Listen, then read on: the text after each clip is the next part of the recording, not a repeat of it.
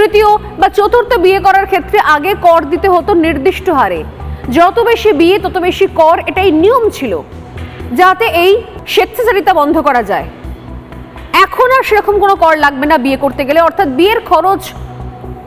বিয়ে করার খরচ কমে গেছে বাংলাদেশে, মজা করে বলাই যায়, কারণ এবার আসলে যা খুশি তাই করার ছাড়পত্র দেওয়া হলো। এই বিষয়তেও একটা গুরুত্বপূর্ণ বাইট সামনে এসেছে বাংলাদেশের ম্যারেজ ল নিয়ে। এতদিন পর্যন্ত এই কর থাকতো যাতে নিয়ন্ত্রণে রাখা যায়, যাতে দেশটা তালিবানি না শাসনের কায়দায় মানে হাতে না চলে যায়, আফগানিস্তান না হয়ে যায়, কিন্তু এবার সেখানেও নিয়ম শিথিল হয়ে গেল। দেখুন কি বলছে। বিবাহ সম্পাদনে আরোপিত একটা কর ছিল, আইন মন্ত্রণালয় অযৌক্তিক কর আরোপকে বাতিল করেছে। এটা হচ্ছে মোটামুটি এখন পর্যন্ত করা কাজ।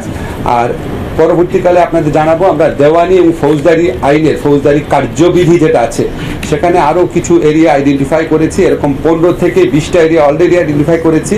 আমরা সমস্ত আইনগত সংস্কার আশা করি আগামী 6 মাসের মধ্যে আমাদের যে প্রত্যাশা আছে সবগুলো আইনগত সংস্কার করে যাব।